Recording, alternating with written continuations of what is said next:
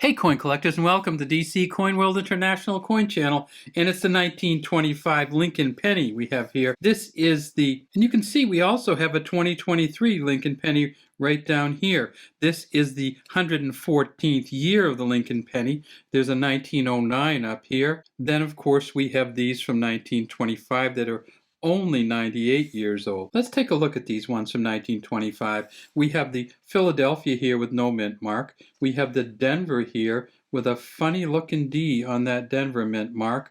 And then we have the San Francisco over here with the S. The San Francisco Mint in 1925 was one of the regular mints. They made generally circulating coins. No proof coins were made in 1925, and no uncirculated mint sets. The Philadelphia Mint, they made 140 million. They found one so far at the Philadelphia Mint that's a Mint State 68 that's worth $65,000. The Denver Mint had some really interesting coins in 1925, and this mint mark is not too different from some of the other messy mint marks they had. Much better than the 1922, but still messy. They made 23 million at Denver. They found 3 at a Mint State 66 that are worth 93,000. And then over here, San Francisco Mint, the S coin. And at the San Francisco Mint, they made 26 million. They found 14 so far at a Mint State 65, and those are worth about 60,000. So if you get all 3 of them, you'd be talking about $220,000 for the best of all 3. One of the things that's really important to a lot of coin collectors is that they be able to fill all of their slots with the highest grade possible. And so when you get the San Francisco Mint, the highest graded coin that they've graded at the San Francisco Mint for PCGS is a Mint State 65, which in some years you'd have 100,000 or 200,000 Mint State 65s. In 1925, they only had 14, and so that's going to cost $65,000 because you just can't get one. And then if you want to get all 3 of them, you want to get the plain Philadelphia, the D Denver, and the San Francisco Mint, and you want them all as high as possible, then sometimes you're willing to pay as much as they ask for them. All right, so let's take a look at this coin. It's Lincoln on the front. It says, "In God We Trust" above his head. Liberty back here, 1925 here. Right under the 1925 will be the mint mark. Now, in 1925, they still had the old 5s, this kind of bubbly 5 on the bottom. They didn't go to the long 5s until 1950. This is the old, what they call a short tail 5 on these, and they had that until 1950, and then they started putting these long tail 5s out. This coin's a bronze coin. It's 95% copper, 5% zinc or tin, which they mix up for the bronze. It's a smooth edge coin. And if you get onto the back of it, you see that it's a wheat ears cent coin. E pluribus unum at the top, 1 cent here. United States of America underneath that. And then on each side, we have these ears of wheat. And that's why they call them the wheat ears cents. The 2023 looks quite different, as you can see. Let's put these 2 together, the 2 Philadelphias. But it's the same Lincoln. The same VDB that you see down here, Victor David Brenner, which is the engraver of the coin, is going to be right underneath here. Much harder to see on these 1925s because it just wears off.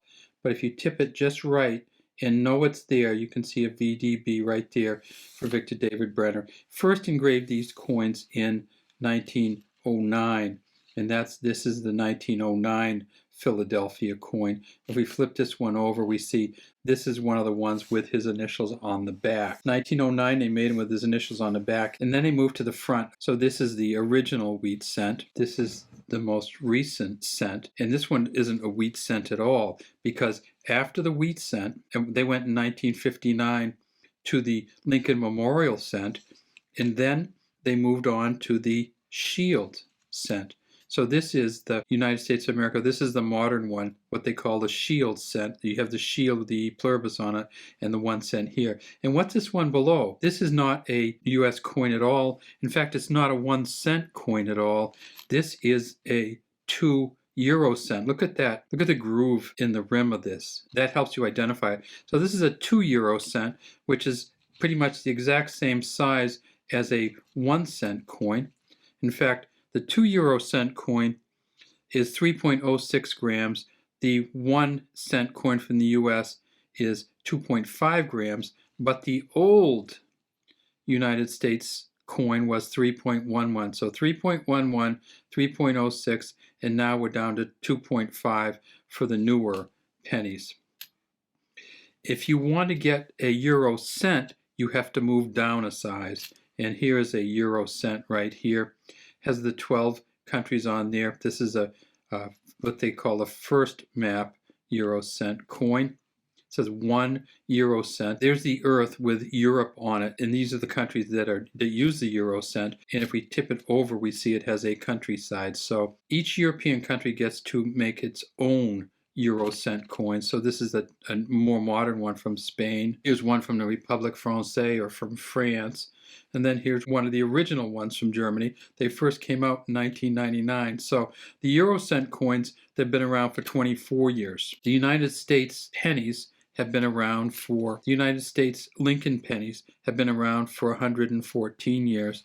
And these ones that we looked at from 1925 are relatively young for a United States penny. These are all not really too valuable in the grade that we have them here. It'd certainly be worth it to pay a couple bucks each for them to get them, and it's really getting harder and harder to get some of these early year Lincoln pennies, especially from the 1920s. All right, that's all we have today from DC Coin World International Coin Channel.